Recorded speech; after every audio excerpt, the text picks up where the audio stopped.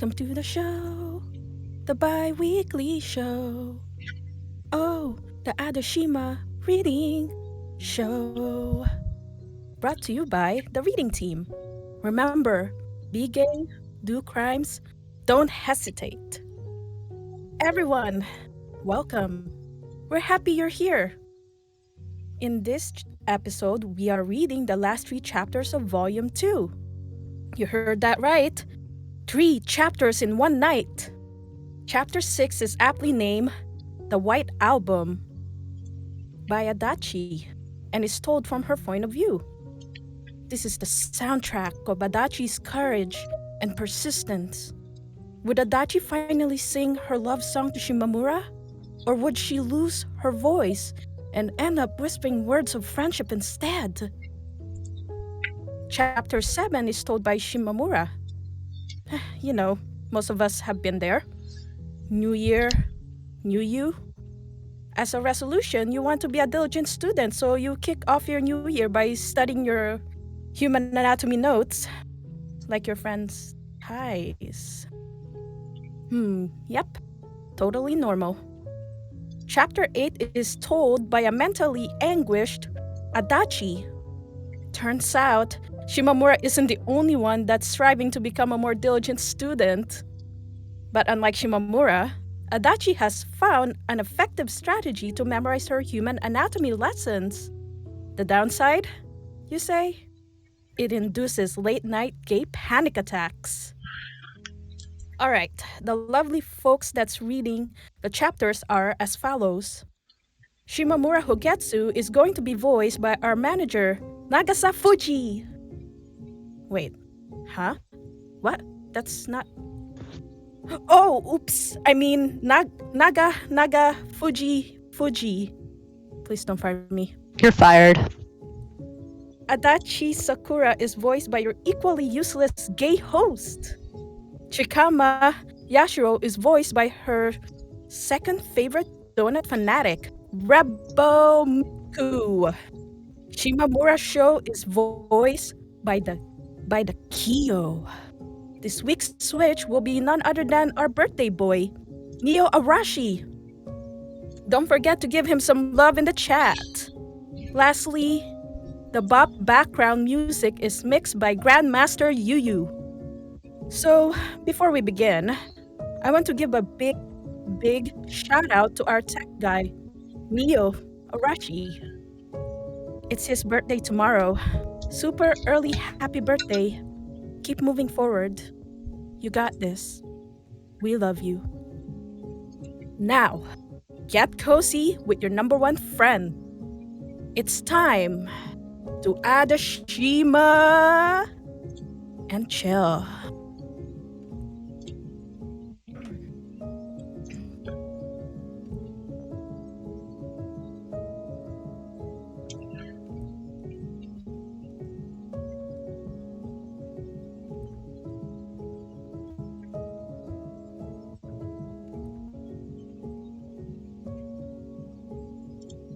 Chapter 6, White Album.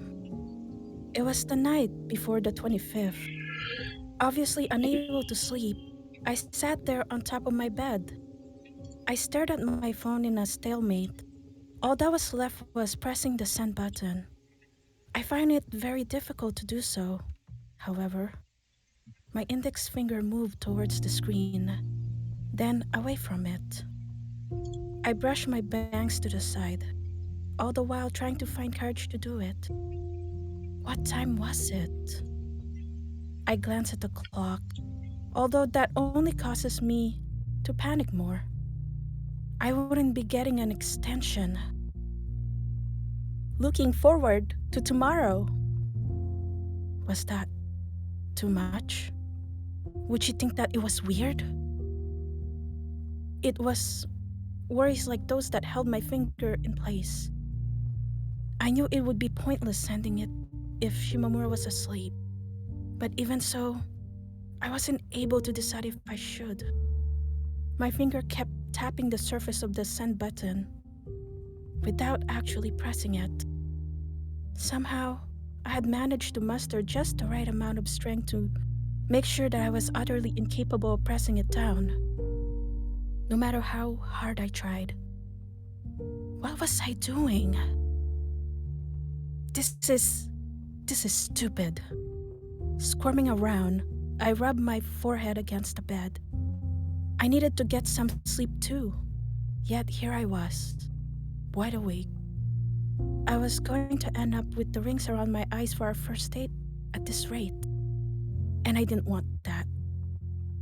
As such, it would be better to simply push the button and be done with it. If I didn't send the message, I would certainly regret it later. As for sending it, yeah, I might end up regretting it. But there was also a chance that I might not. Looking at it that way, it was a simple decision. A real no-brainer. My head turned away. I extended only my finger and pressed the button as if this was someone else's problem. I could feel the button sinking under my finger, after which I quickly turned to look at the screen. I caught the end of a simplistic animation of a paper plane flying, followed by the words, "Message sent." I tossed the phone on the bed, leaning against the wall, and let out a nonsensical laugh. I then hopped off the bed and slouched forward, pretending like I was thinking hard about something. Like saying when a watch pot never boils. Perhaps the same principle could be applied here. Acting like I didn't care, I sat there, biding my time. Then when the moment came, I turned around and nothing. No reply. I turned back. I sat down on my chair and opened one of my textbooks, trying to act like I wasn't interested in seeing her reply. I then closed the book without having read a single line out of it. I collapsed onto my desk and, using my arm as a substitute for a pillow, turned my head sideways. My feet continued stamping the floor below it. I shut my eyes, but that only caused hazy mist to fill my head. In that haze, I saw the blurred image of Shimamura walking with Nagafuji from the other day. Feelings of frustration and self-hatred tormented me as I stared at the image in my mind. I couldn't see myself ever growing to enjoy this unique sense of nervousness, like having my stomach full of heavy stones that I always felt as I waited for her to reply. I was worried how she'd reply, and more importantly, if she'd reply at all. I was well aware that Shimamura wasn't the kind of person who fussed about replying to text messages, and that only made it worse. Even so, I found myself fiddling with my hair, hoping that this time she'd reply quickly. It was for this reason that the sudden sound of my phone ringing caused me to fall off the chair I was sitting on. Literally, I pushed myself up, dashed towards my bed, and grabbed the phone. Frantically navigating through the menus, I rolled onto my back and held the device up high. I then opened Shimamura's reply, filled with such nervousness that I felt like I might get dizzy. "Why?" That was her reply. A single letter. Huh?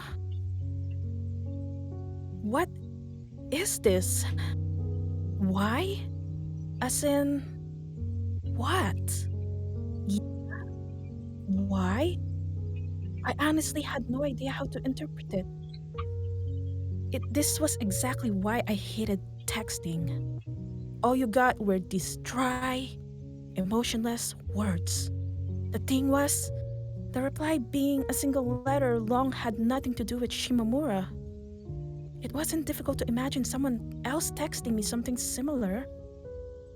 For some reason, everyone seemed to favor messages that were as fake as possible and basically impossible for the receiver to accurately decipher. But when you were talking, you couldn't do that. Your emotions and feelings seep into your reactions, allowing the person on the other end to receive them. That was to say, I wanted to hear Shimamura's voice. I wanted to learn more about her. Well, I guess I'll get to hear a lot of it tomorrow. Right. It wasn't time yet. I'd made a false start. And this was what I had ended up with. Convincing myself of that, I crawled under the sheets. My body felt warm, almost as if I'd spread a thin net over my head that was keeping all of that heat in. I wanted to fall asleep quickly and for it to be tomorrow.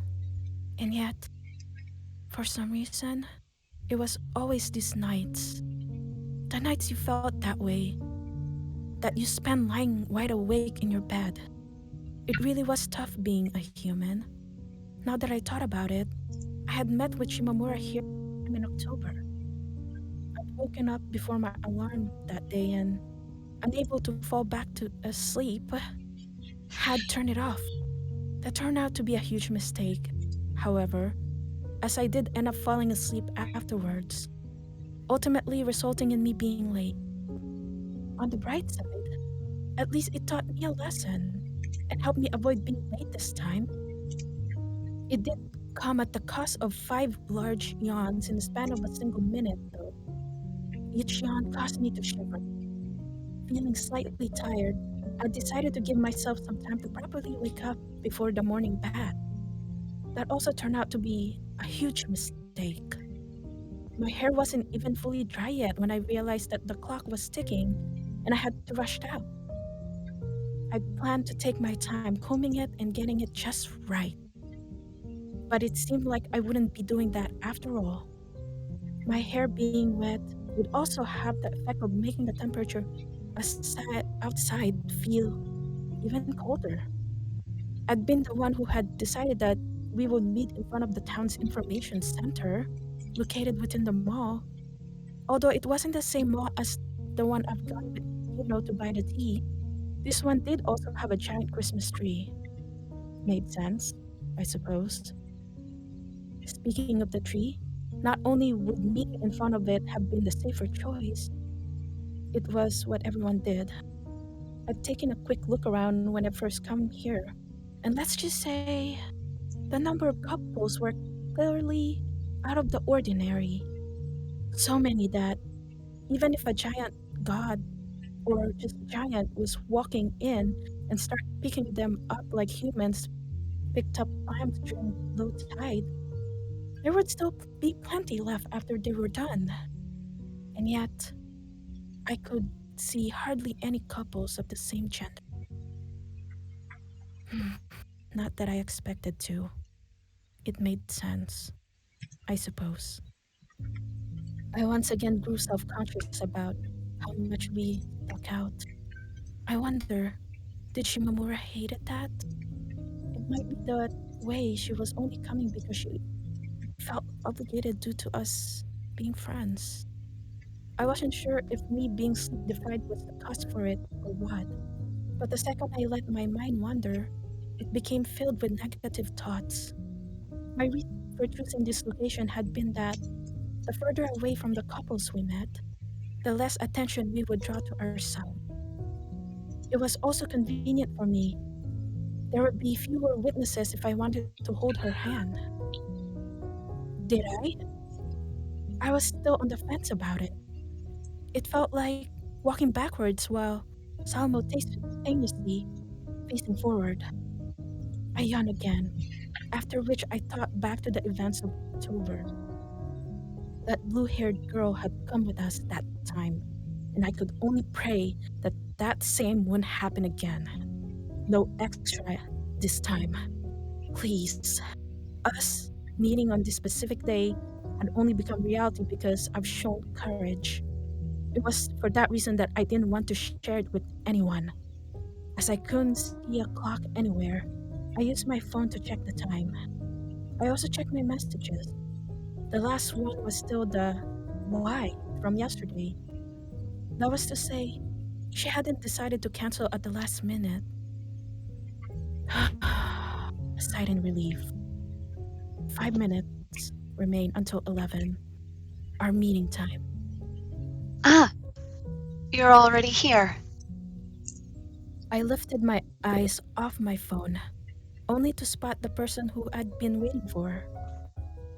While my heart obviously didn't make an audible throb or anything silly like that as I saw her, I did still feel my chest tighten slightly. There was no mistaking it. That figure in the distance, waving lightly, was her. Shimamura. She'd come on time, and by herself. That last bit was especially important. Feeling relief, I waved back at her. Did I keep you waiting? No, I just got here. Liar.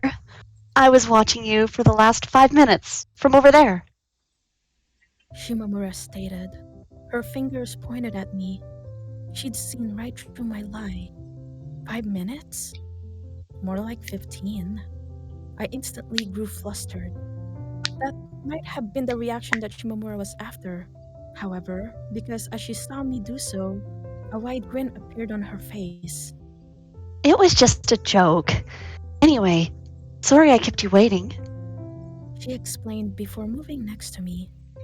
She was wearing a black dress with a flower pattern, and on top of it, a jacket with a fur trim hood. A pair of brown boots was what she'd chosen as footwear, and as for her bag, it was similar to the one she always used. Her hair clearly had a lot of time put into it, although you could also see tiny black slivers on top of her head. No matter how you sliced it, this was just your normal holiday Shimamura. With her by my side, we began walking. It only took a few steps for the image of her walking with Nagafuji to appear in my mind. Quite a while had passed since that incident. Yet, the sight still continued to pester me from time to time. "Stop!" I repeated to myself with my hand on my forehead. As I did that, Shimamura turned towards me. Had my emotions crept to my face? Panicking slightly, I put on a forced smile.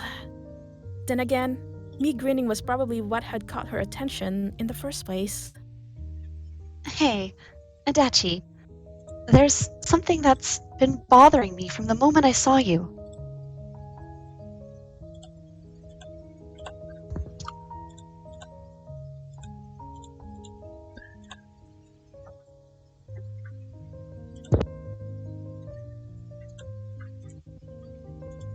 Huh? What's that? That expression, from the moment I saw you, caused my body to shiver. You might have thought that I was nervous about what she was going to say, but it was actually quite the opposite. I was nervous because I knew what it was that was bothering her. Shimamura peered inside my coat and squinted. Why are you wearing a china dress? Oh, so you noticed? I said while gripping the edges of the dress I borrowed from work. I was wearing a coat on top, but beneath it glittered the light blue china dress with its embroidered flowers. As for my feet, I'd gone with a pair of flattened court shoes, though they didn't really match the rest of my outfit. I knew that this would happen. She thought that I looked weird, didn't she? Heck, even I thought that. Though I had spent hours and hours agonizing over it, and even went out of my way to buy fresh clothes. In the end, this was what I'd settle with. Why? I felt out of place, like a lost child who had no idea what they were doing. But it was way too late now.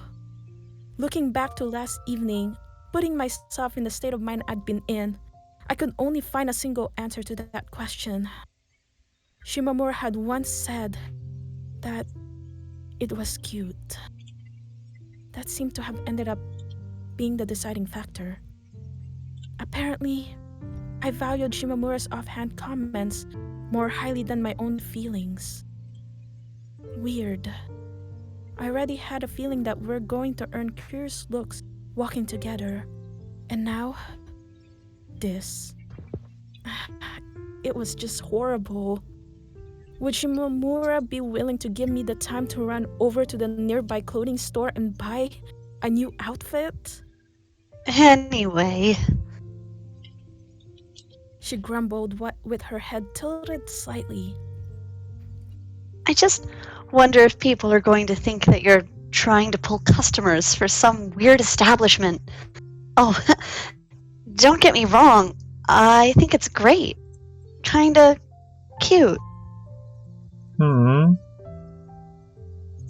It's the benefit of being pretty. Everything looks good on you. Shimamura flattered me, jokingly. I find it difficult to decide how to react. Even if she hadn't meant it seriously, the fact remained that she had just called me pretty. Either way, blushing here would likely make things awkward, which is why I tried my best not to. How exactly do you stop yourself from blushing? I'm sure I tried flexing the muscles in my cheeks, although in retrospect, that likely had no effect whatsoever. Your outfit is cuter, Shimamura.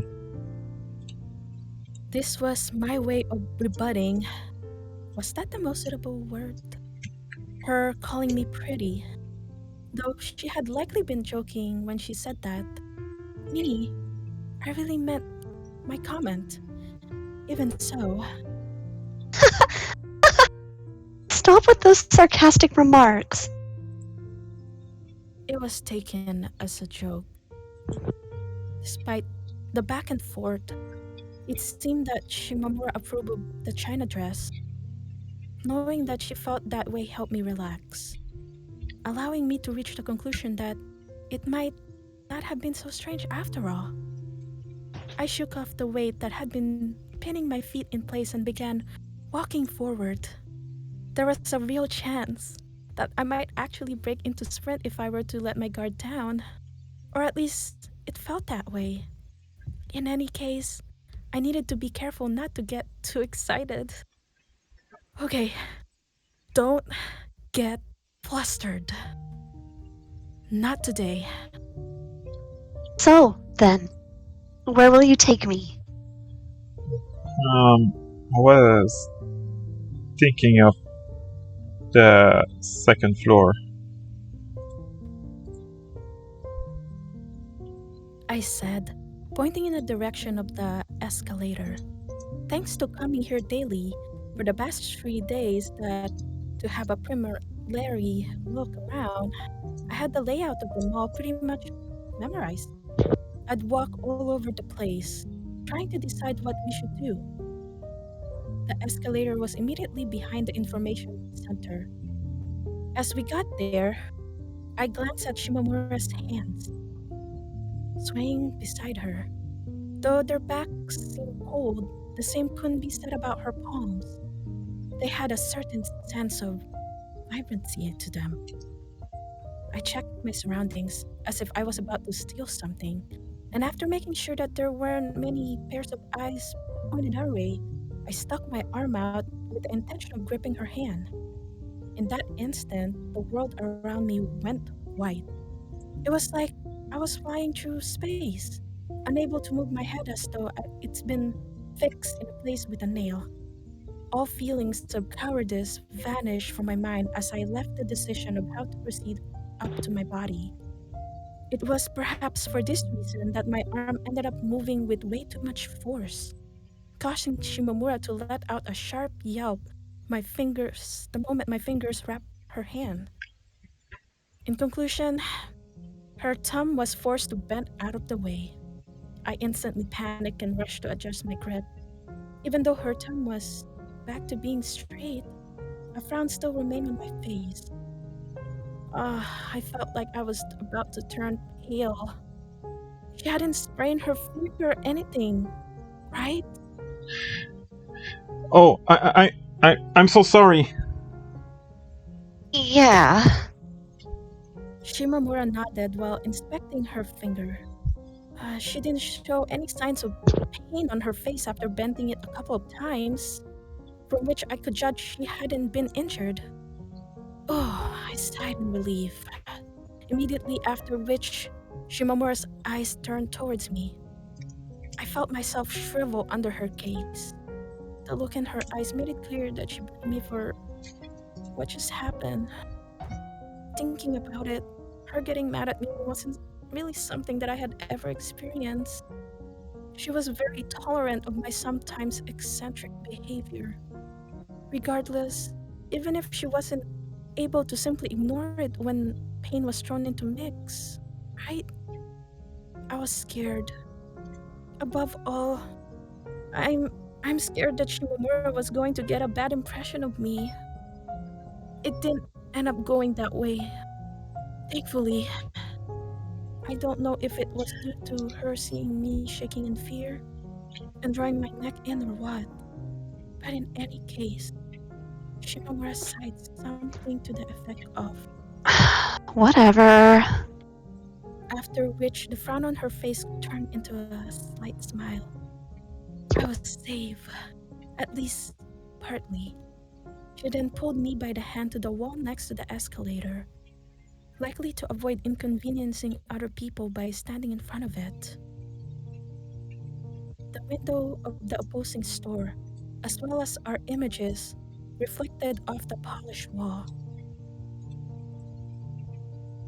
Hey, can you stop grabbing my hand as if you were a purse snatcher or something?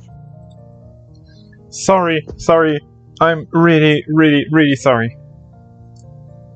I apologized as earnestly as I could, yet I still wouldn't let go of her hand. Shimamura stared at it, hard. I was too scared to see the expression on her face to look up. You want to hold hands?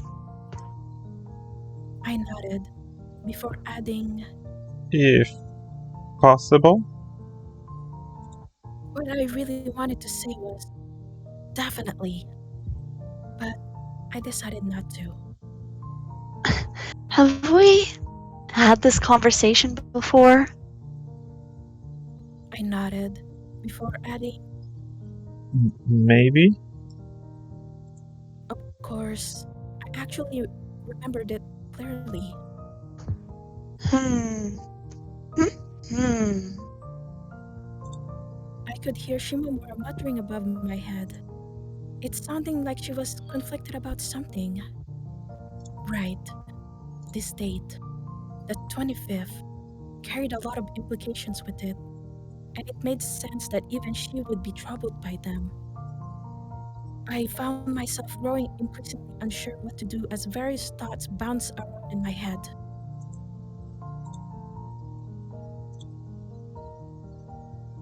Some were asking me what I was doing, some telling me to let go of her hand. Yet, if my goal was to become special to her, remaining silent would only make things worse. I had to do something. Of course, what the right approach was, that was a whole other problem. Jumping straight to holding hands after how much trouble I'd sending a single text message was just too much, stated my conservative side. While it might have been true, it was far too late now. Pulling my hand away wouldn't change the reality that I grasped hers. As such, there was no point in doing so. I felt like as if an eternity had passed. My hair was cold, and so were my legs. Even the coat wasn't able to keep them warm. I so hated the China dress and its stupid slit. The only warm thing around was the end of Shimamura that I held. Her finger had been extended earlier, but now they rested wrapped around mine. Well, whatever. I could feel something welling up inside me as her warmth poured from her finger into mine. Shimamura felt warm too, I was sure. From now on, make sure to ask permission first before you grab my hand, okay? She.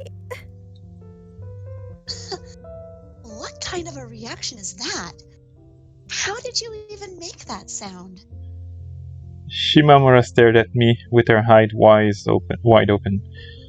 There was going to be a next time? She didn't mind holding hands? These bits of information I picked up from her request had caught all of my attention, and what resulted in that weird noise coming from my mouth. I wonder, why was I acting so suspiciously? It was probably Shimamura's fault. It sounded kind of like you were saying shrimp. Please, just ignore it. Anyway, yeah, got it. I'll let you know beforehand from now on. I promise. Honestly, I much preferred simply extending my hand without getting her approval first. It was way easier. Doing it this way, there was yet another hurdle for me to climb over. Don't get me wrong, the fact that she didn't mind holding hands as long as I asked first definitely made me happy. Then again, from Shimamura's perspective, she probably didn't have any particular desire for doing it. All of this made me feel a little lonely. We were standing on a parallel bars, me alone scrambling toward her, about to fall. That was the image that came to mind. Also, Shimamura stated before raising her hand. there's no need for you to act like you're in a hurry. It's not like someone else is gonna walk over and snatch my hand away from you. Her remark was accompanied by a smile. Those words highlighted just how much I sought her hand, and it instantly filled me with shame. The fact that she was saying them without noticing that herself was quite troubling as well. And yet, I wasn't the only person who walked by her side. Nagafuji had done so a couple of days ago, for an example. That was why I found myself wanting to take her hand first, even if by force. I thought about stating that as an objection, but stopped just before the words managed to come out of my mouth. We'd returned to the escalator, and were now being carried up by it. It really being saved by its existence. My legs felt numb and stiff, and had it been regular stairs instead of an escalator, I likely wouldn't have been able to climb them. I stood a couple steps above Shimamura, and she stood a couple of steps below me. Our hands still grasped each other, a couple past us, a man and a woman. I could feel them staring at us, and the thought had caused my shoulders to grow tense.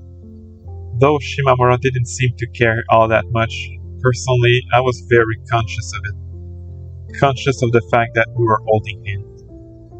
There was no more room for thought in my mind. Why had we taken the escalator up? Where were we planning going on the second floor? The notepad inside my head had been wiped clean, making it feel like the 3 days worth of scouting I'd done had been for nothing. Awkwardly, as if being dragged by Shimamura, I stepped off the escalator and looked around. Oh, yeah, to the right from there. I thought we could have some fun here. I explained. Did that sound weird? Probably. Anyway, it was the same place we'd come to bowl previously. My eyes closed over a sign with the words multi-entertainment space written on it as we walked in. The door had been closed behind us, and in that instant, all trace of the Christmas music that had been blasting inside the mall vanished. Instead, my ears were now filled with a different type of sound. That was noise. Bowling? No, not bowling. Call it a superstition, but I had a feeling that the blue-haired girl would show up if we started bowling. As such, I decided that we would do something else this time. Ignoring the ping pong and billiard corner as well, I made my way toward the loudest section of the store, the arcade. There weren't all that many customers present. In fact, the noise that filled the establishment wasn't even caused by people. No, it was all being played automatically by the various machines. By the entrance to the picture portraying a smiling character from one of the metal game, and as I stared at it, I found myself getting sad for some reason. Sentimental, even. It was similar to how I felt as a child when I found out that my favorite character had suddenly stopped being popular and would be discontinued. We walked past the metal game, circled around the massive bingo machines, until at last finding ourselves in front of what I'd been looking for. In the depth of the arcade, there was an air hockey table. That had been my goal. While the table did certainly seem quite old compared to the newer one next to it, which also offered a faster paced play, I purposefully ignored them in favor of the more orthodox option. What about air hockey? It resembled table tennis in more ways than once. If there was a game that was meant for us, this was it. Going to see a film had been another option I'd considered, though I'd ultimately chosen this one as it felt more exciting. Also, in hindsight, there was a good chance that I might have literally fallen asleep if we'd gone there. Combining the lack of sleep with cozy seats and darkness tended to end that way. That was all to say, I needed to keep my body moving. Hockey, huh? I see. I never actually played it before, but who cared? All right, let's do it. Yeah. Those words had barely left my mouth as Shimamura began taking off her jacket, likely in preparation for the activity that awaited us. She only managed to expose her shoulder, though, before her body shivered violently. I'll take it off once I start getting warm. She stated while sliding her arm back through the sleeves. Then she picked up the orange racket? Mallet? From the small basket and walked over to the other side of the table. While it did make sense, and we couldn't play air hockey otherwise, I still found it regrettable that I was forced to let go of her hand. A round cost 200 yen. We both put in 100 yen coin each, after which air began shooting from through the pore covering the table, lifting the puck slightly into the air. I held it down with the mallet. The point system came alive as well, both our display showing the number 0. Shimamura giggled. Why? I had no idea. It was almost like she was taunting me. You can start, Adachi. Strangely generous of her to let me go first. Was that just how confident she was in herself? Accepting her offer, I grabbed the puck and pulled it to me. And so our match began in the nearly empty arcade. The fact that I'd chosen air hockey only after coming here in advance and seeing how unpopular the place was would forever remain a secret from Shimamura. Despite my plan to hit the puck gently to start off with, a massive sound effect played as my mallet came into contact with it. It startled me. Was this how this thing worked now? The puck played sound? Not letting the opening go to waste, Shimamura ate it back with a sharp flick of the wrist. The puck flew across the table, narrowly missing my goal and instead bouncing off the wall next to it. It then landed on the table in front of me, in the perfect position for me to smack it. This time, I took a solid stance before hitting the puck with as much strength as I could muster. It glided towards Shimamura, and a second later, disappeared inside her goal. I hadn't been aiming for it or anything. No, it being pure luck. Oh? She squeaked as she glanced toward at her goal. Her hair couldn't keep up with the speed at which she moved her head and curled up noticeably. It's a bit different compared to what I'm used to. Her head tilted to the side. She stared at her mallet with a puzzled look in her eye.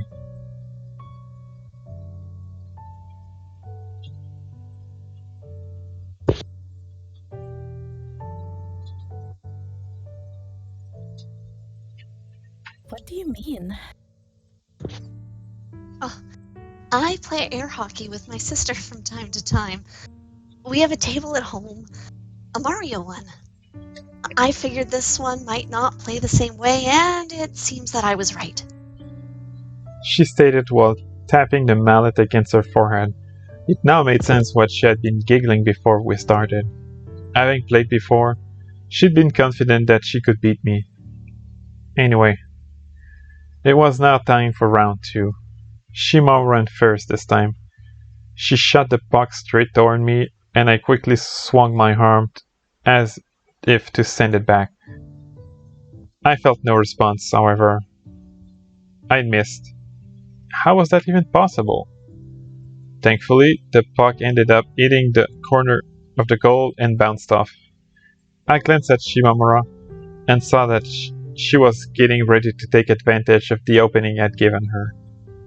Not on my watch. I quickly pulled the mallet back and smacked the puck before it managed to slide out of my reach, sending it flying toward Shimamura's goal. She'd left her guard wide open and the puck slid right in. Another point for me. A stiff smile appeared on Shimamura's face. Turning a miss into an opening. Way to go, Adachi. Pretty good, huh?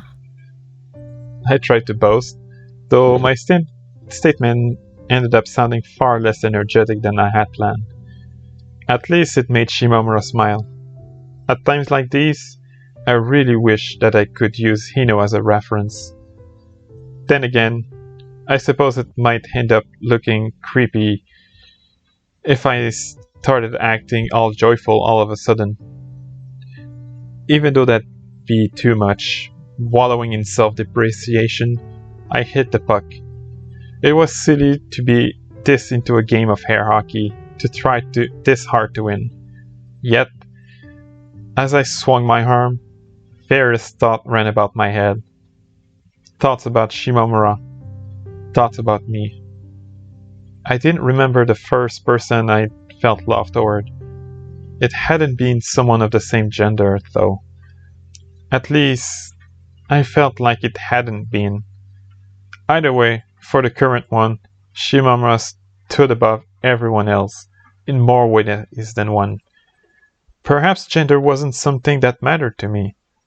At present, as far as human relations were concerned, of course, I wasn't foolish enough to believe that it not mattering to me meant that it didn't matter to the people around me, to Shimamura.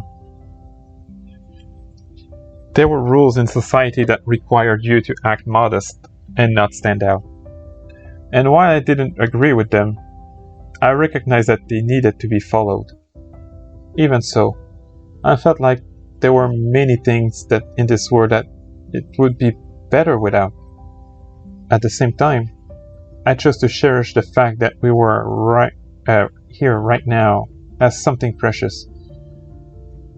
The cause that had led to it becoming reality were varied. Had the summer not been so hot, had the summer break not been so long, it was there, under circumstances created by chance, that we happened to apply to the same high school. Thankfully, we'd both passed. And let's not forget the fact that the lesson had been too boring to endure, because otherwise, we would never have met on the second floor of the gym.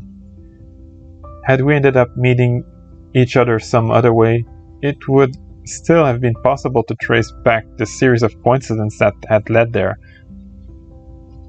All possible ways we could have come in contact came with their own histories, their own fates.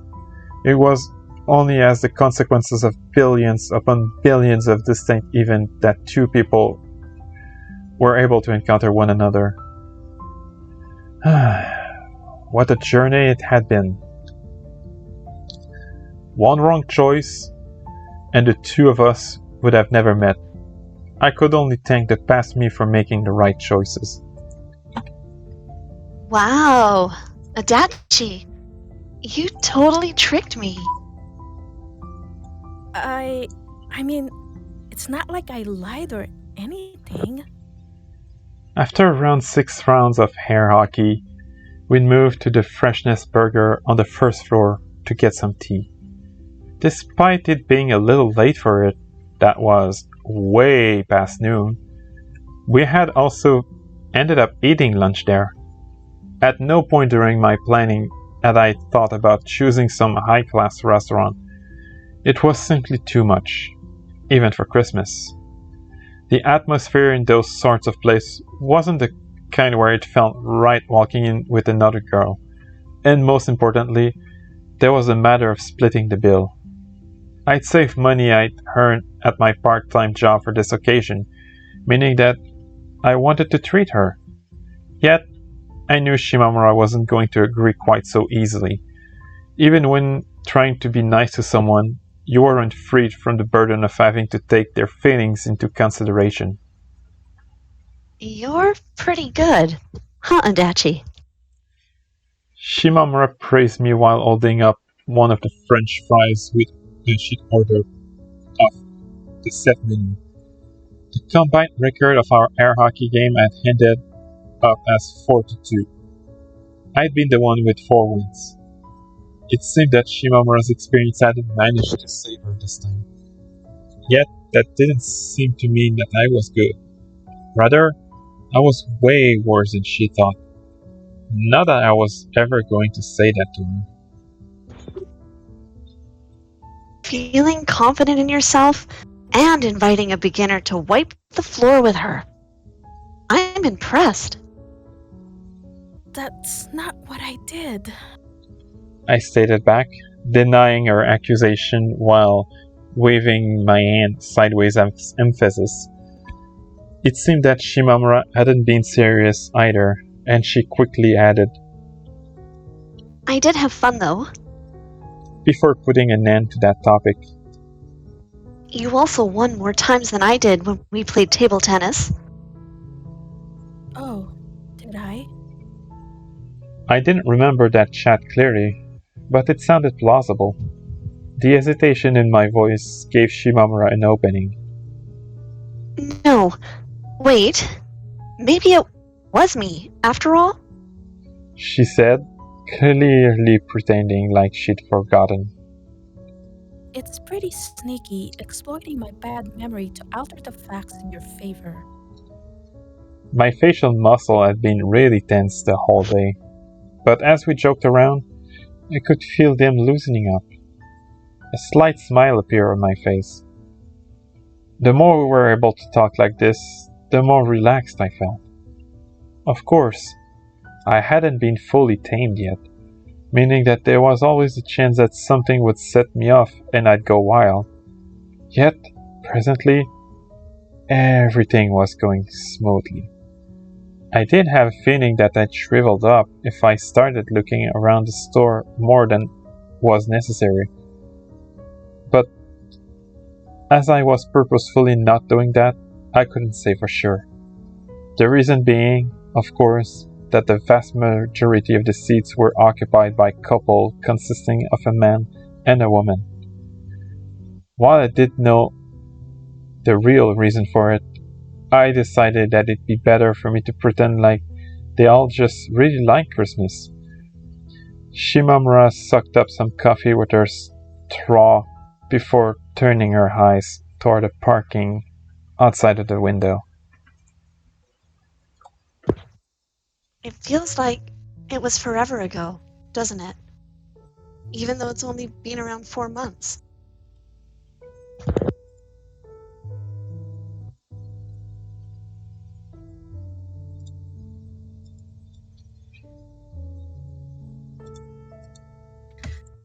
I definitely share that sentiment. The decrease in the temperature alone made a thought of idling away on the second floor of the gym feel alien. At the same time, I could still see it clearly in my mind.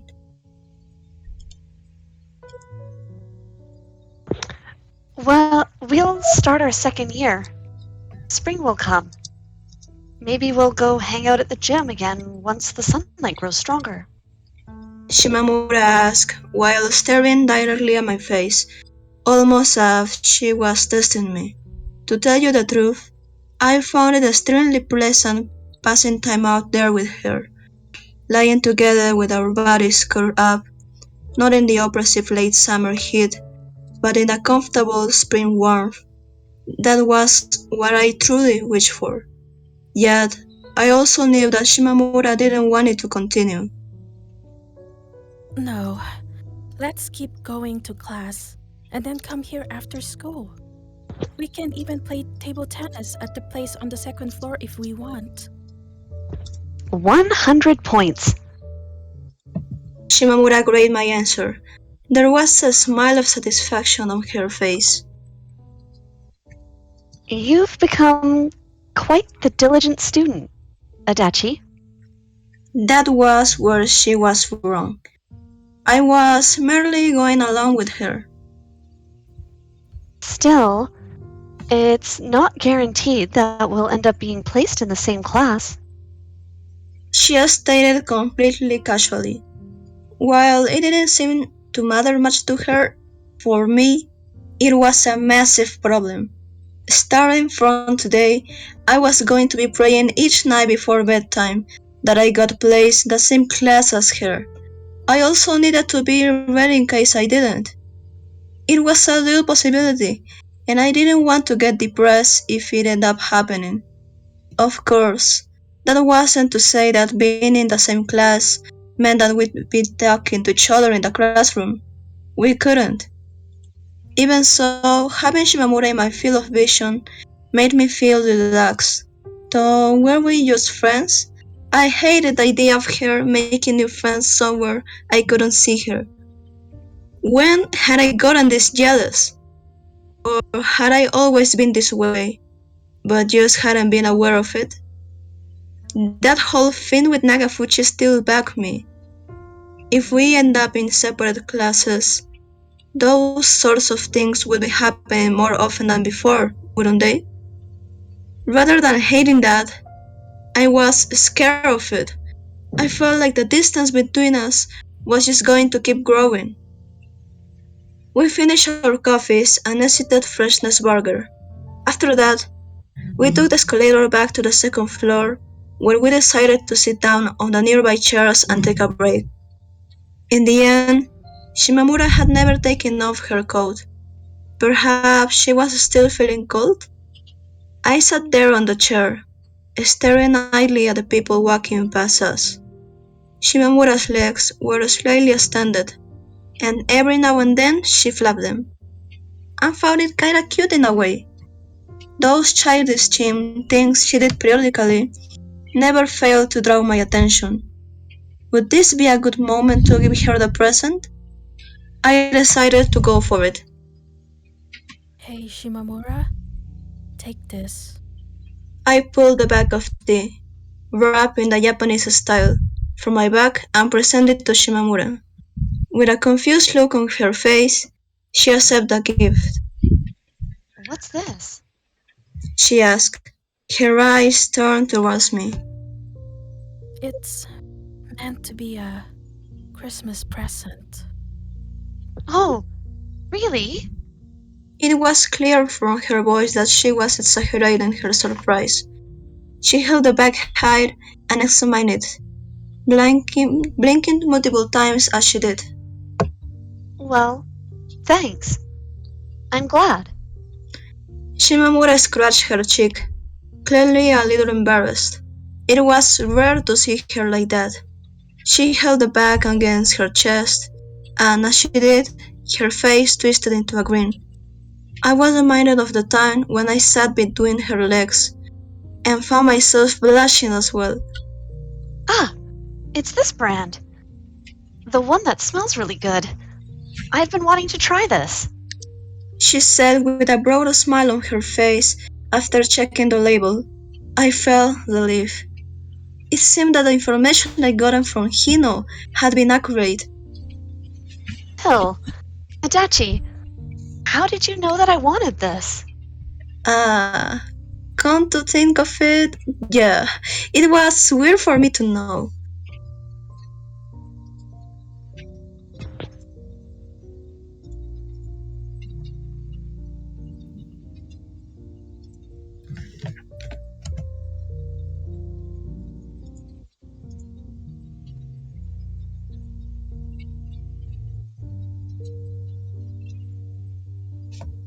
Was it just a coincidence?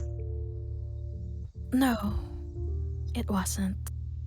I decided to answer honestly.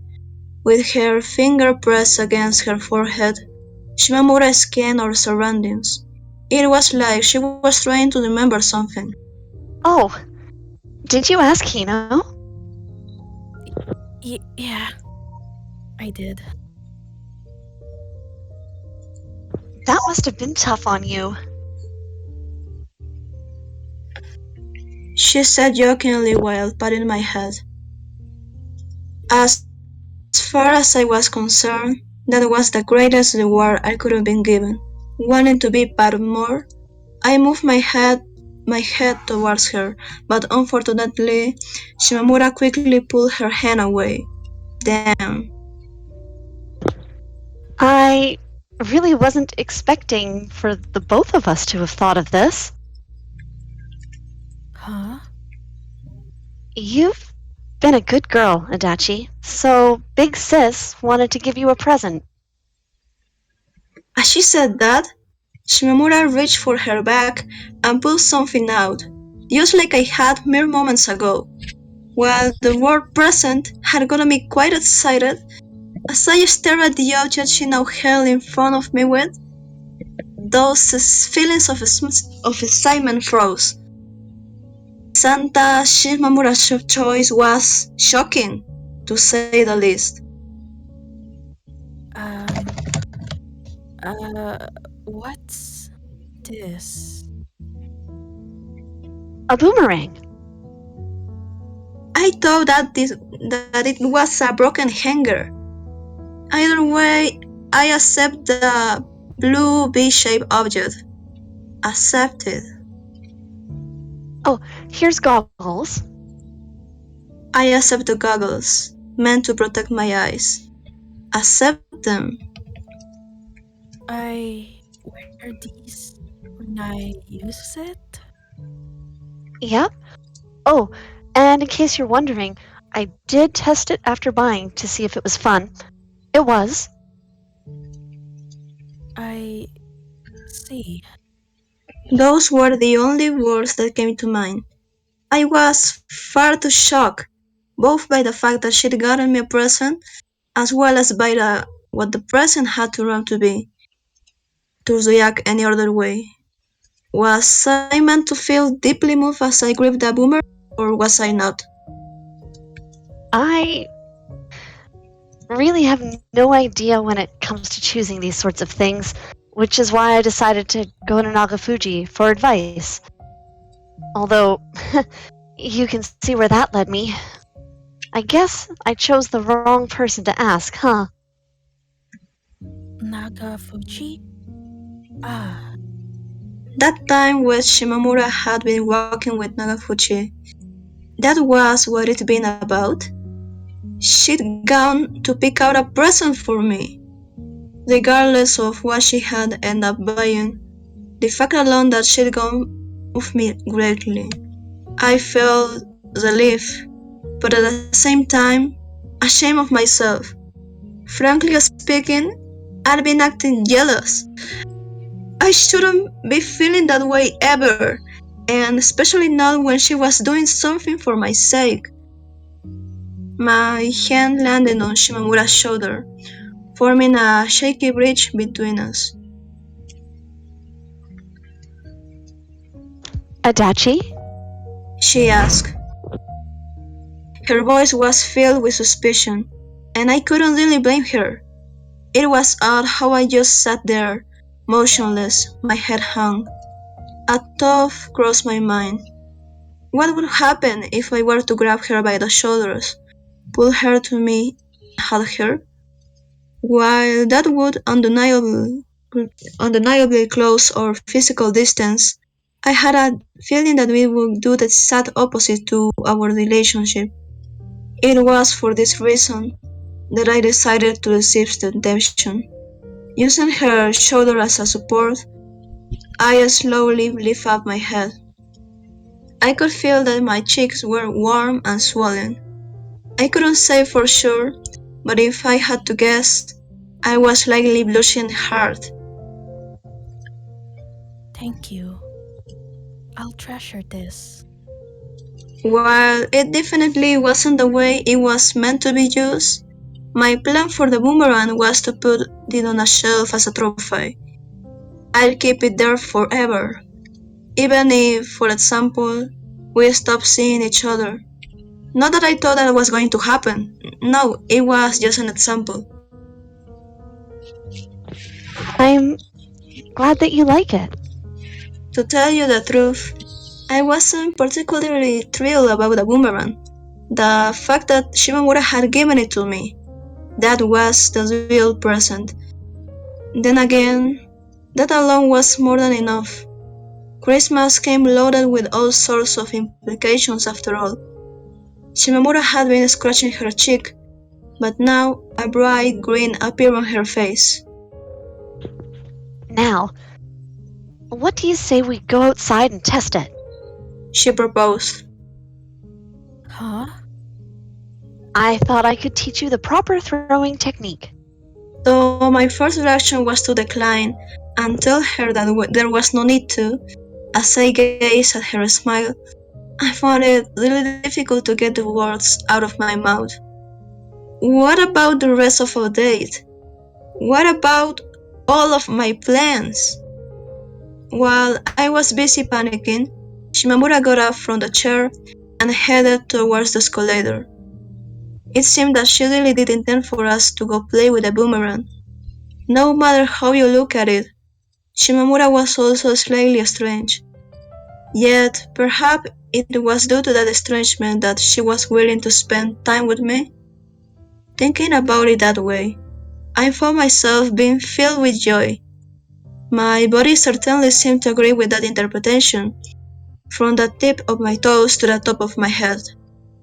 I ran up to Shimamura and took her hand, but not before quickly asking if it was okay to do so. This way, I wouldn't feel cold, not even when we went outside. We were the only two people at the park next to the driving school, sandwiched between the mall and the highway. Kids on their winter holidays were probably staying home playing video games or something, huh? The pieces of rusty playground equipment stood exposed in the cold wind, the layer of paint covering their surfaces mostly peeled off, creaking as their various parts scraped together. I had no memory of ever coming to a playground during winter, not even as a child. Under the supervision of Shimamura, I pulled a blue boomerang out of its bag. My hair had dried since the morning bath, and was now blowing in the wind. I took a look at her, and saw that Shimamura's hair wasn't immune to it either. She was forced to constantly swipe her bangs away to keep them out of her eyes. Bring the boomerang behind you, and then hold it. She instructed me, sounding like she was reciting something she had heard from someone else. She then grabbed my hand and guided it to the right place. I found myself quite startled. Next, she adjusted my grip and the angle I was holding the boomerang. This toy was quickly proving itself useful. Keep it vertical and toss it straight forward. Try to avoid throwing it too high. Having said that, Shimamura took a step backwards, I considered asking for a quick recap, but on second thought, she probably wouldn't be willing to give me one, would she?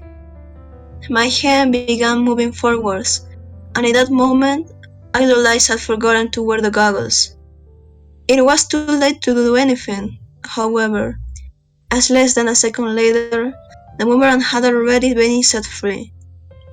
I stared as the blue object soared towards the ultramarine sky. It vanished for a moment, as if having melted into the sunshine, but quickly reappeared, this time accompanied by the sharp sound of its blades cutting into the air. The way it had completely reversed its direction reminded me of a swimmer kicking the ball of a pool to turn quickly. I tried to catch the boomerang as it flew back to me, but to no avail, it ended up passing over my head. I walked near the round, flashlight playground equipment where it had landed, picked it up, and brushed the sand off it. Was I having fun? This is how it tends to go when you first start, I think. Shimamura estimated, suddenly sounding like she was an expert at this. Were you able to catch it, Shimamura? Like I said, this is how it tends to go when you first start. It seemed that the gap between us wasn't all that wide. I wonder, was the way I treated with the problem? Or perhaps the angle? Still, a person tossing a boomerang in a china dress. That's like something you'd see in a film. Shimamura's statement caused me to once again grow self-conscious of my choice of outfit. Speaking of which, I glanced down, and there it was, the giant slit that exposed most of my leg. Panicking slightly, I drew my leg closer to myself. I then tossed the boomerang in order to hide my embarrassment. The trajectory it took was pretty much the same as the first time, once again passing over my head and landing way behind me. I picked it up, but as I did, a thought crossed through my mind. I tilted my head, puzzled. Toss, fly, catch, repeat. It felt so monotonous. Playing our hockey with Shimamura had been way more fun than this. Yes, it seemed that it wasn't for me. Not really what you were hoping for, huh? I guess not. I muttered. That was putting it mildly.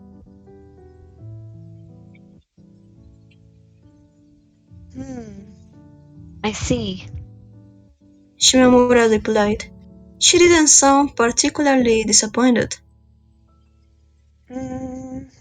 Should we go back so that I can buy you something else? No, it's fine. I said while waving the boomerang in the air. There was way more value to it than just whether or not I had fun using it. An expression of satisfaction formed on Shimamura's face as she watched it moving back and forth. The way she smiled made it feel like I was being stared at by an older sister or something. In any case, I still think we should go back. It's way warmer inside. Having suggested that, Shimamura turned towards the entrance. I didn't mind going, but at the same time, I felt hesitant. There was something inside me, and that something was pulling my hair, warning me. It was only here, in a place without other people, that I could tell her what I truly felt in my heart. Definitely. The inside with all of the couples. It was no place to be talking about love, about affection. That was the reason what I did. I wasn't ready. I felt like I might fall flat on my face any second now. And yet, Hey, I stepped forward. Stumbling, I drew closer to her. Shimamura turned around to look at me, and in that moment, I grabbed her hand and lifted it up. I then placed my second hand on top of it as well, covering while simultaneously intertwining our fingers. She seemed confused, and I couldn't really blame her. I was treating her hand as it was made of gold and diamonds. Huh? What is it? The simple fact that it was Christmas had given me the push I needed. I moved my fingers around, almost as if performing palm reading on her. She said something about it tickling, and I quickly apologized. I. I love you, Shimamura. I love you. I love you. My throat squeezed tight, and the words refused to come out. I felt myself suffocating as my lips quivered. I want to become friends with you. I was forced to compromise. Yes, this was as far as the courage I set up would get me. I was under the assumption that we were already friends. Shimamura said, laughing nervously. I thought so as well, however. No, not that level of friends. I want to. What did I mean by that?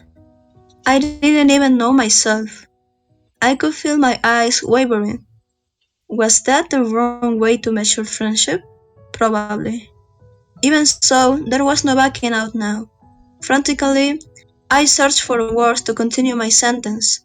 What was it that I wanted? If that level of friends wasn't good enough, then, like the boomerang, I needed to aim higher.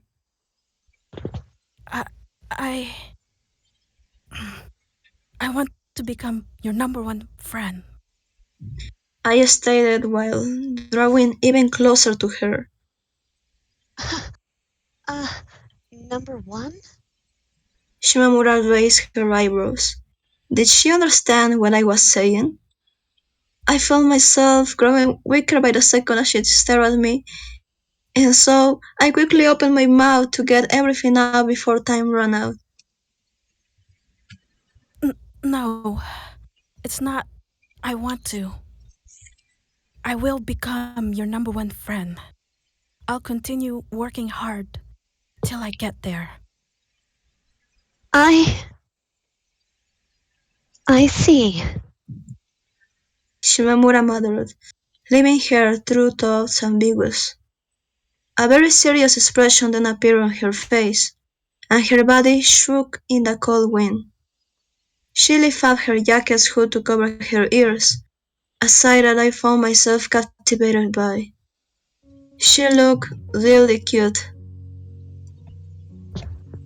I'm not sure if I get it, but I do also think it's good to have ambitions. Right. It seemed that I'd been correct. In the end, she didn't understand what I meant. Even so, seeing that my head was down still enough to let her know that something was up, and she quickly moved to pat it. Instinctively, I bent my knees, leaning forward in a slightly bold manner, so much that the tip of my head almost came into contact with her jaw. Without saying a word, Shimamura allowed me to rest my head against her shoulder. I squeezed tight on the elbow of her coat, not wanting to be separated from either her shoulder or her hand. There, yielding myself to Shimamura, I slowly closed my eyes. Gripping the boomerang, I could feel its wings carving me beyond the darkness. The image of the blue object melting into the sky had been born into my eyes. There we stood, in the park, shivering slightly in the cold wind. She was patting my head, and I was having my head patted by her. It truly was a moment of supreme bliss. For me, if nothing else, Christmas was no excuse for dramatic events to occur. At the same time, doing something like this with Shimamura on Christmas, that was the kind of a special relationship I had wanted. It was for this reason that I've been so happy when our meeting had become reality. The star truly had been the highest point of the day. Everything after that, the air hockey, the coffee, the presents, they only existed to bring me down safely, while enjoying the scenery I could see from up there. Sure, the boomerang had taken us into a slightly strange direction, but as far as I was concerned, things really couldn't have gone any better. There was still a little bit more to go, but I could already tell today was a huge success. Shimamura's fingers combed through my hair. The events of today will certainly not end up turning into a pleasant memory. Why? Because my mind had blanked out and I barely remembered a thing. It was similar to the way snow hit the landscape. Only one thing had been etched into my mind. That was the existence of the White Album. Bonus chapter. Yashiro, the Visitor, Part 3. Next, to the right! Fluffy, fluffy, fluffy, fluffy, fluffy, fluffy, fluffy. Next, to the left! A fluff, a fluff, a fluff, a fluff, a fluff, a fluff, a fluff, a fluff. Hey, you! The self-proclaimed 600 and something years old alien. That's my futon. Sis stated, staring at us dumbfounded from the side. I hadn't noticed it before, but she was right. This was her futon. It was once again cold in our room, which is why I had decided to stuff my body inside the rolled-up futon, with only my head sticking out. Yachi's body was sticking out from the other end. It was really fun, rolling around like that. Speaking of Yachi, I didn't remember exactly when she'd come here. She always just kinda showed up. Her leaving also happened in a similar fashion. 1 second, she was here, and the next, she was gone. Are you having fun? Certainly. Yachi answered while bouncing up and down. Her feet also jumped about inside the futon, and it kinda hurt. Still, looking as dumbfounded as ever, Sis turned towards the TV. Well, that's good, I guess. Join us, Shimamura. I know it might not look like it, but I'm actually very busy. Busy? What was she talking about? How did sitting around lazily while watching TV count as being busy? If anyone here was busy, it was us. Rolling around wasn't as simple as you might have first thought. Nuh-uh. The two of us needed to be in perfect sync if we wanted to get anywhere. There was another important factor as well. That was keeping track of which way was up and which down. Let me tell you, that wasn't easy when they constantly kept switching. Roll, roll, roll. Roll behind Sis. Roll, roll, roll. Change direction before hitting the wall. Roll, roll, roll. Roll all the way to the window side. Roll, roll, roll. That's enough! Sis yelled. Then she pinched the futon between her legs, effectively stopping us in place. Both Yachi and I tried our best to hop up and down, but to no avail. What are you doing? That's what I want to ask you. What are you doing? Warming ourselves. Yeah, warming ourselves. I repeated. Sis sighed and slumped her shoulders, looking exhausted. A sound then played, a sound far more high-pitched than anything we could produce. Oh, my phone's ringing. Crawling on all fours, Sis moved to her desk and grabbed the phone she'd left there. Then, after quickly checking who it was, she answered. Next thing I knew, she'd crawled out of the room.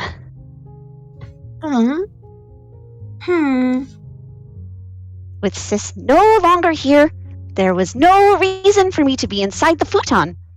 I got out, and Yachi followed shortly after. We then sat on Sis's futon. I glanced at Yachi and noticed that she had taken off her muffler. Had it gotten too warm for her? This muffler is warm, but it also makes my neck tingle.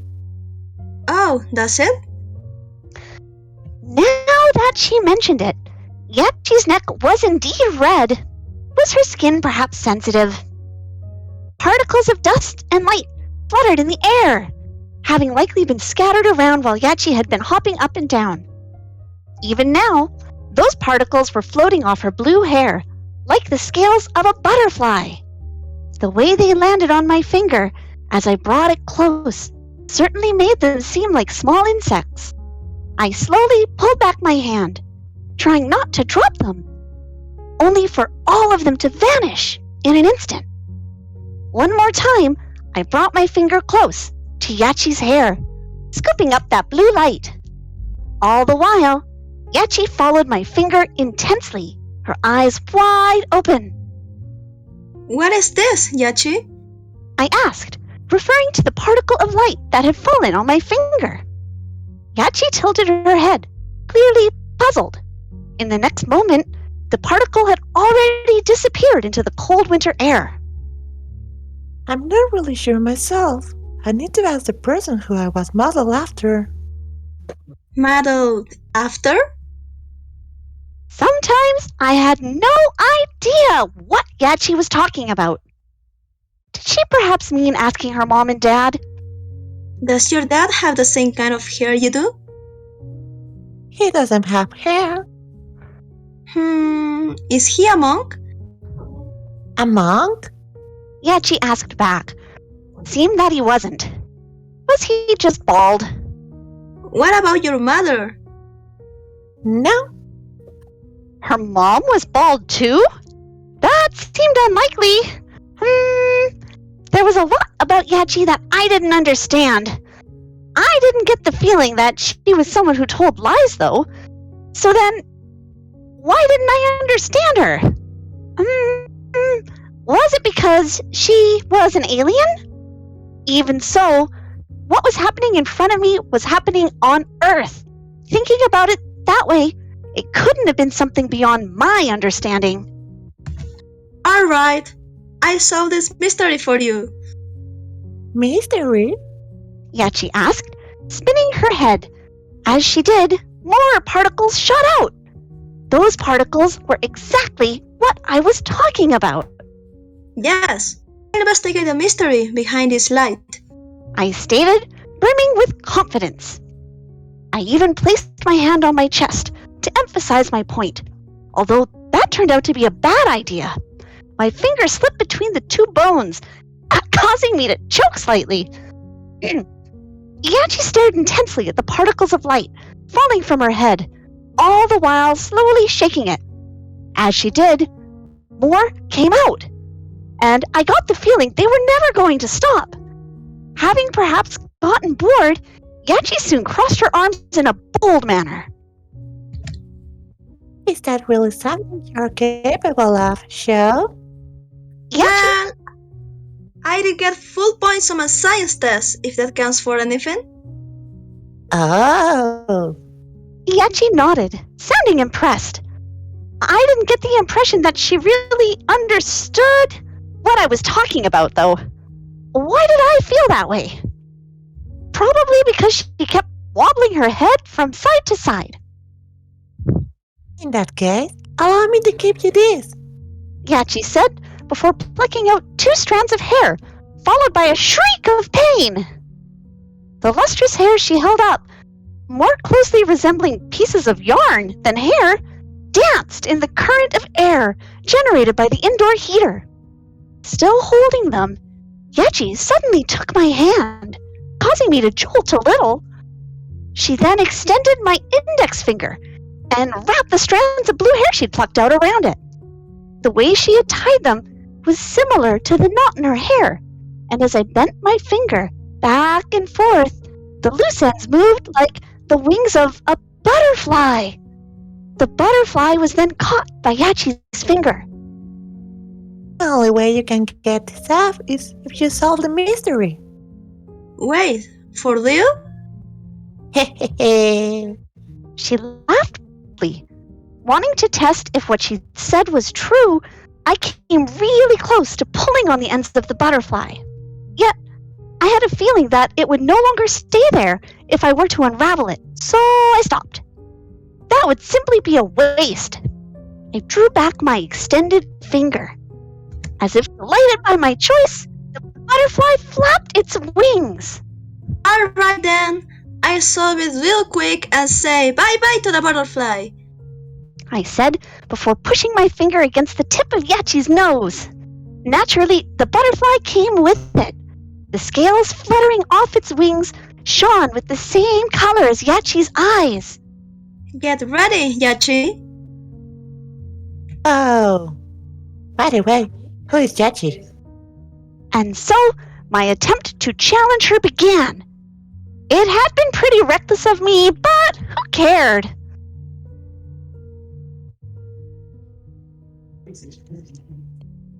Chapter 7. Full mark test. Getting up and glancing at the clock, I discovered that only 10 minutes remained of this year. There obviously wasn't anything exciting waiting for me at the beginning of the new year. Yet I still found myself wondering if I should head to bed soon. Anyway, first things first. I needed to pull down my chin. I felt that if I stayed like this, with my hair turned upwards, the particles of dust floating in the air were going to enter my nose and mouth. The storage room turned into a study room on the second floor was as cold as a freezer, making sitting quite a painful experience. All I wanted was to lie down and dab under the kotatsu, so that only my head remained visible. In that case, you might as well close the textbook, return to your room, and go to bed, right? The self-indulgent part of my mind suggests. Unfortunately for me, that wasn't the case. I had fallen behind in terms of studying, and I really needed to catch up. I felt like the man from that legend, the one who left for 3 years straight. If there was anything you could call a blessing in disguise here, it was probably my lack of hobbies. After all, that meant that there was nothing competing for my attention and motivation, and I could spend all of my time studying. Studying on New Year's Eve. I've become quite the diligent student, haven't I? I praised myself, though my words were quickly drowned out by a massive yawn. Honestly, even though I knew this year had come to an end, and it hardly felt that way, was it perhaps the third school term was going to start in a mere week? That was to say, I didn't get the sense that anything was truly ending. April was when we advanced to the next grade, and honestly, that felt more like the beginning of the year to me. Then again, it probably only felt that way to the students. I pushed aside all of those thoughts and picked up my pencil from the table, planning to keep studying till the day changed. However, just as I did, my phone rang. I found myself quite startled by the sound of noise. Yet, as I had brought it with me just in case, but as it remained silent for hours, I'd only forgotten that it was there. The tune I'd chosen, matching the sound of a rotary dial phone, let me know that I received a text message. I tossed the pencil away, grabbed my phone, and checked who it was from. Adachi. How rare of her to text me. Most of the time when she had something to tell me, she called. Are you awake? That was it. The entire message. Was it because it was midnight that she had felt hesitant to call me? Perhaps. Yeah, I'm awake. And send. Seeing as it would be impossible for me to send any sort of reply that had I been asleep, was there really a point to explicitly stating it like that? Regardless, that was the message I ended up sending her. I placed the phone back on the table, only to receive another text seconds later. Can we talk over the phone? And there it was. Though we had taken a slightly roundabout route this time, it seemed that in the end, we'd once again be talking. Sure, I began typing out, but on a second thought, I could probably just call her myself, huh? I deleted the message and began going through my call history to find her number. I quickly found it and pushed the call button. I could feel my upper body growing cold as I waited her to answer, and decided to use this time to dive under the catastrophe. I just got in the blanket over my shoulders when she picked up. Hello? Yeah, we can talk over the phone. I stated, answering the question Adachi had presented in her message before she managed to say anything. For a second, I could hear her giggling. It's rare for you to call me, Shimamura. Same here. You hardly ever text me. Now then, did you have something urgent? No, nothing like that. I just wanted to talk. I turned over, now lying on my right side with the phone resting on top of my ear. I could hear the sounds of a TV coming from downstairs. It seemed like that my parents were still up. Watching TV? Maybe. Huh? Shouldn't you know? I decided to keep the fact that I'd been studying hidden from Adachi. Well, there was definitely something weird about not wanting other people to think that you were a good student. Judging by what I saw in school, it seemed to be a common sentiment. Was that just the nature of puberty? Not that everyone acting a certain way provided anything, of course. Regardless, whatever the reason might have been, people my age generally felt embarrassed about putting effort into things. Those with time to spare just felt cooler, I guess? By the way, are you aware Aware of what? that there are only 10 more minutes left of this year? Yeah, I know. Are you doing something on New Year, Shimamura? Like going to visit relatives? Well, we are planning to go say hello to my grandfather, but that's pretty much it, I think.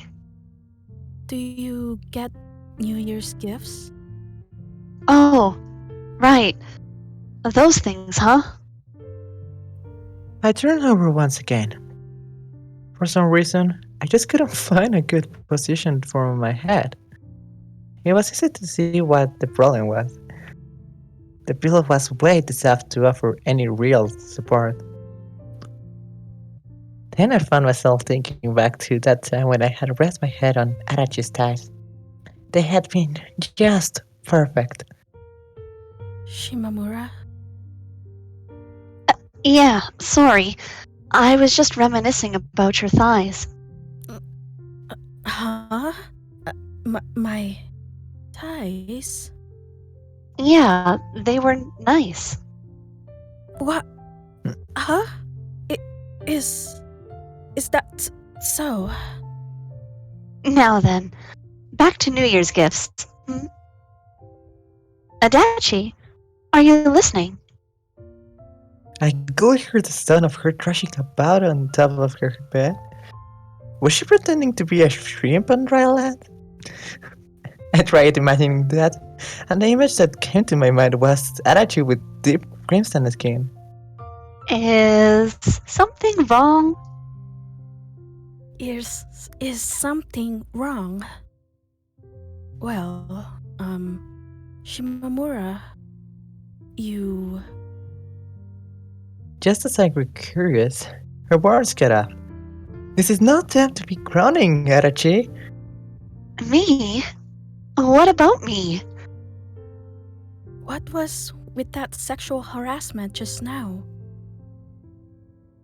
It was a tangent, sure, but sexual harassment? I don't think so. Praising someone's thighs was like praising their arms or something. Anyone could do it. Now then, what were we talking about? New Year's gifts? No, that's fine. We don't need to go back to it. Oh, really?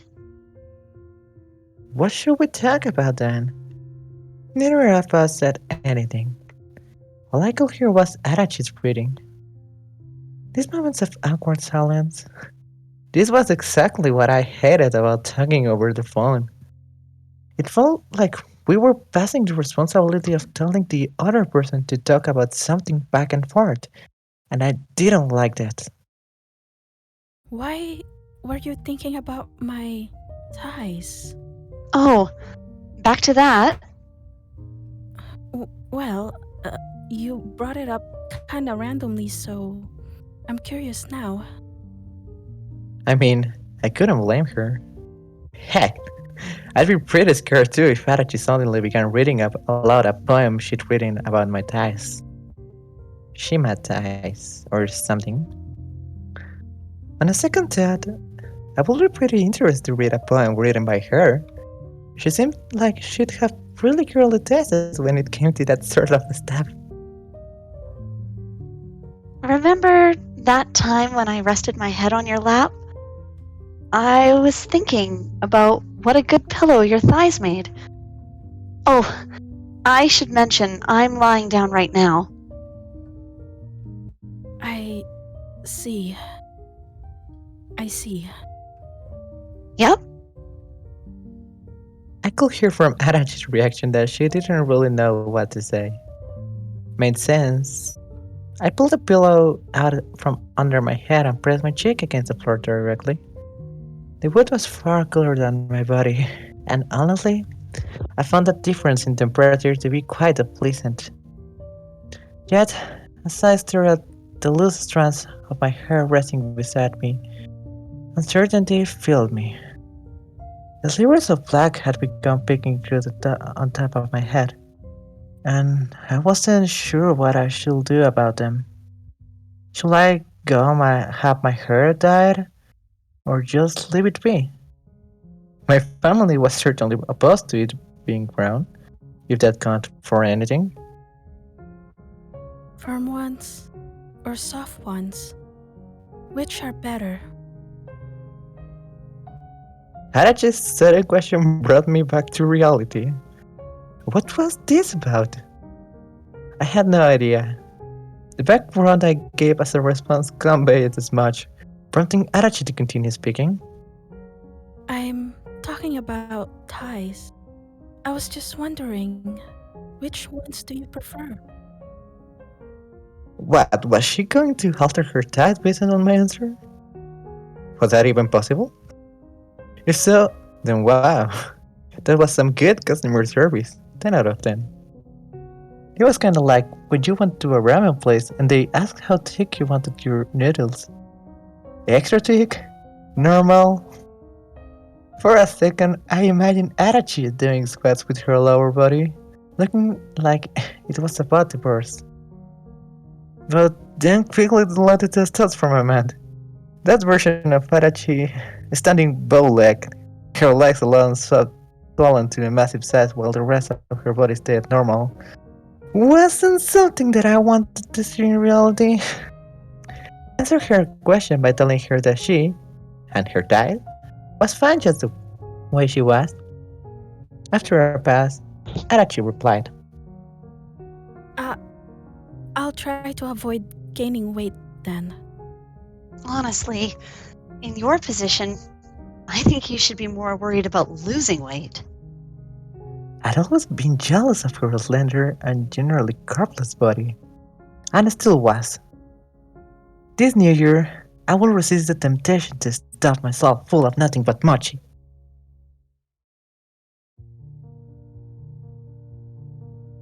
Oh, by the way, I've been drinking that tea you got me, and it's delicious. Thanks. Me too. I've been using your present a lot. In what way? I found myself wanting to ask. Hunting, perhaps? The year changed. Adachi's sudden comment prompted me to glance at the clock, and I confirmed her statement. The hand was, in fact, right on top of the number 12. Yet, judging by its position, only 2 or 3 seconds had passed since the date change. Adachi sure had noticed quickly, huh? Has she perhaps been staring at the clock this whole time? Wanna do the New Year's greetings? Yeah. I crawled from under the kotetsu. Then, before I'd gotten ready, Adachi started. Happy New Year. Same. Happy New Year. I stayed after kneeling down, followed by a bow. Adachi was probably kneeling on her bed too, huh? After we were done exchanging greetings, I once again dove under the kotetsu. As I did, I found myself growing slightly worried. Will I really be able to leave this warmth and return to my bed on the first floor? I bet the hallway was going to be freezing cold. I hope next year will be as good as this one. Yeah. And then, silence. Silence once again fell between us. I could also no longer hear the sounds of the TV from downstairs, indicating that I should probably head to bed soon. Silence within the call. Silence outside of it. After a few moments, Adachi spoke. Well then, I think it's time I head to bed. She'd stolen the words right out of my mouth. Not that I minded. In fact, I felt relieved. It meant that I didn't need to be the one to say it. Oh, okay. Good night, Adachi. Good night. That feels good. Huh? Oh, what do you mean? Oh, nothing. It's nothing. Adachi's voice grew distant as if she was running away. After which, she ended the call. She'd been pretty on edge lately, hadn't she? Had it perhaps been written on her report card that she was easily flustered? Now then, jokes aside, I wonder, did she only call me because she wanted to exchange New Year's greetings? after putting the phone down, I found myself searching for the reason why she'd called me. It wasn't a bad habit of mine. When Adachi said that she wanted to become my number one friend, was this that shit meant? Stuff like exchanging New Year's greetings with me before anyone else could? I wonder, will she do anything if it meant that she was the first person to do so? Number one friend, huh? It doesn't seem all that difficult, I don't think. Like, who was there to compete with her? Going down the list, she was probably my number one friend already. At the same time, I got the feeling that it wouldn't make her particularly happy even if I told her that. It seemed more the likely that there was a massive difference between our interpretations of that expression. Number one, friend, and its position on the scale of intimacy. For me, it was relatively low, on a level that you could easily get to using your own to feed. As for Adachi, however, I got the feeling that she placed it so high up that you needed to grow a pair of wings if you wanted to have any hope of reaching it. She glanced up at it every time we met, giving off the impression that whatever her goal was, it was something noble. Just how high she was aiming? Regardless, I knew that our lives were extensions of what was normal. That fact was true today and will remain so forever. If you couldn't fly, you needed to walk. Whether it was the common path or the steep path filled with the hardship, that didn't matter. I at least wanted to have a friend walking beside me as I faced those challenges. Their existence will distract me from all the pain. Let's give it our all this year. I'd forgotten to say that to Adachi, and as I now mumbled to myself, a strange sense of satisfaction filled me. I then closed the textbook. Probably not the right thing to do immediately after saying that, huh? Did I really have the motivation to give it my all? Maybe not. Chapter 8 Earnest Boobs. I felt like I had a pretty good idea of what Shimamura's chest was like. It was there, in that sentence, that you could see the true nature of my affection towards her. Only 10 minutes had passed since the beginning of the new year, yet my thoughts had already found their way to Shimamura's chest. Still, even though thinking about this might have seemed like a joke, it was actually a big deal to me. Did I want to see Shimamura's chest? It went without saying, but I had never seen her naked. As I didn't participate in any of the sports classes where we had to swim, the same was also true for her in a swimsuit. I was left to ask myself, did I want to see that? Sitting on top of my bed, my finger pressed against my forehead, I thought about it earnestly. I wonder, if you were to ask Shimamura to guess what I was doing 10 minutes after our phone call, would it even cross her mind that I was thinking about her chest? My assumption was that it wouldn't. For some strange reason, I could pick out each individual tick and tock of the clock on the wall. It was the same one I'd been staring at moments before the year changed. I imagined Shimamura. Then I removed her jacket. I already hated myself for doing this. What was I? Some kind of pervert? Regardless of those feelings, I kept going. I took off the top half of her school uniform, leaving only her bra on. Its color and design was based on that one time I'd gotten a glimpse of it before she had switched to wearing winter clothes, green and... oh, no, those sorts of details didn't matter. The problem was, did I want to remove her bra and take a look inside at her breasts?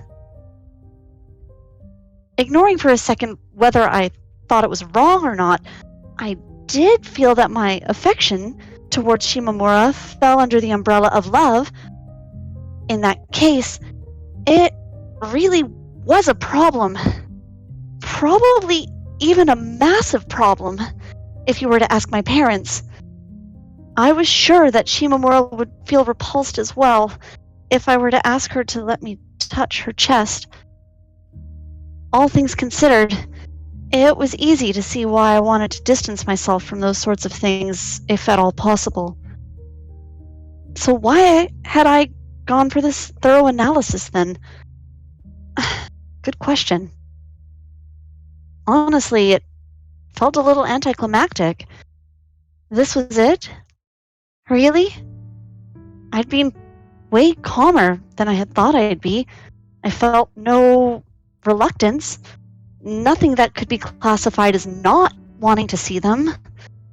At the same time, I couldn't find the urge that would make me take the initiative. Putting aside the fact that her breasts weren't really asserting themselves all that much, if I truly did hunger for them, I would have been staring at them nonstop. And yet, I didn't do that. Probably, no, definitely, all things considered, I was surprisingly normal, wasn't I?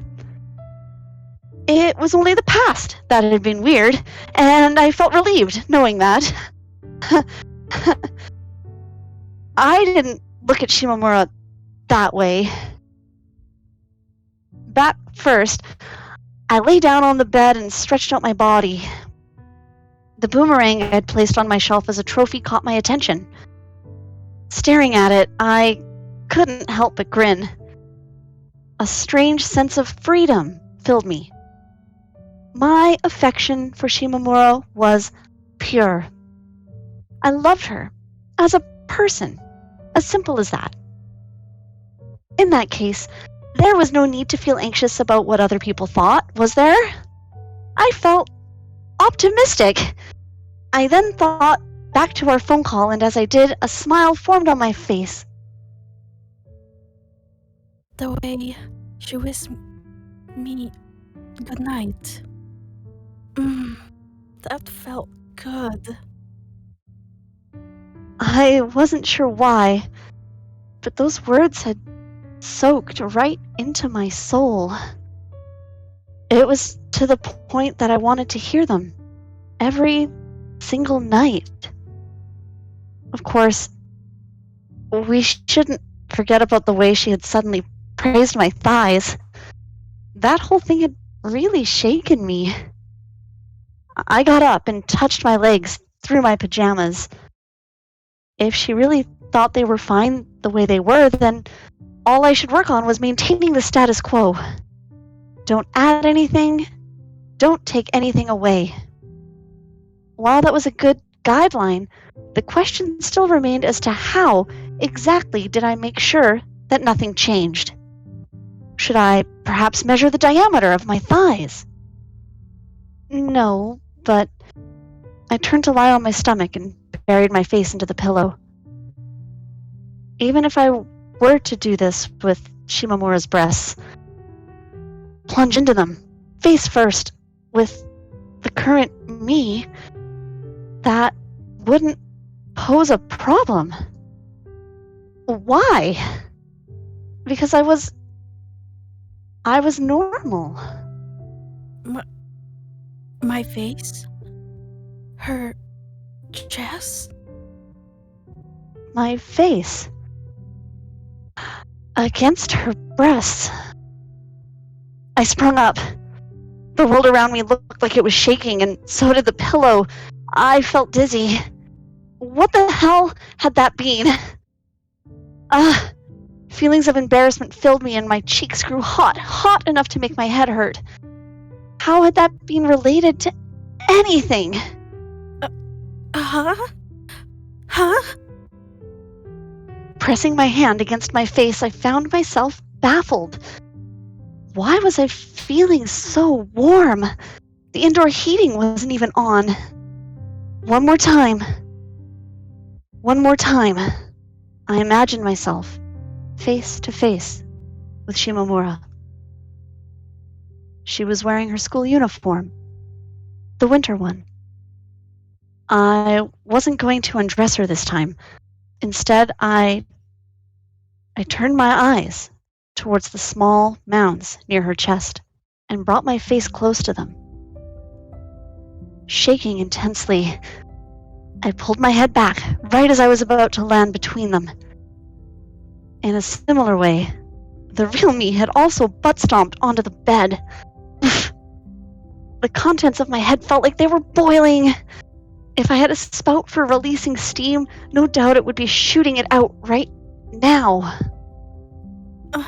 That's not... Obviously, I didn't know what her breasts felt like.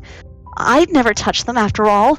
If I was forced to say, I guess the sensation was similar to how it felt when I washed myself. Not that I'd put any thought into that ever. That was all to say it had been purely my imagination that had caused me to react in this way. But why? I was meant to be normal. This time, instead of bringing my face close, I reached for them with my hands.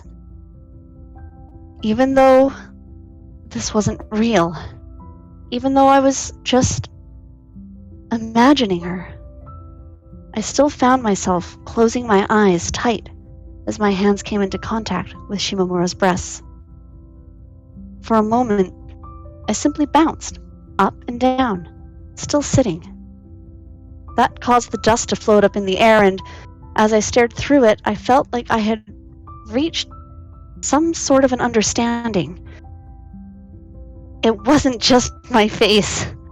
No, touching them with any part of my body was bad. Bad? No, it was bad. Definitely. In conclusion, this overreaction meant that while I didn't have any particular desire to see them, I did want to touch them? Wait, what? What the hell is this? I yelled to myself while gripping my head. There was nothing normal about that.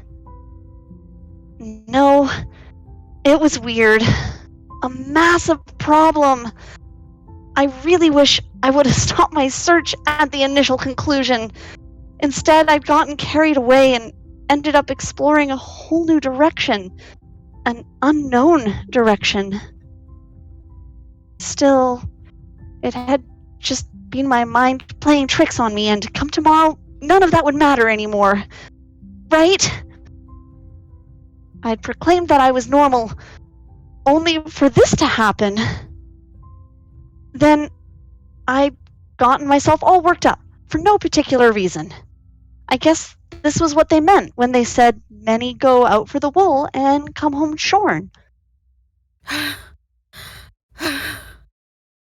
If I was forced to say, I guess I'm digging my own grave. I'd made a hole in the wall and celebrated getting out, only to realize that I was still within the prison. There was something that my mental agonies and Shimamura shared. I simply couldn't let go of them.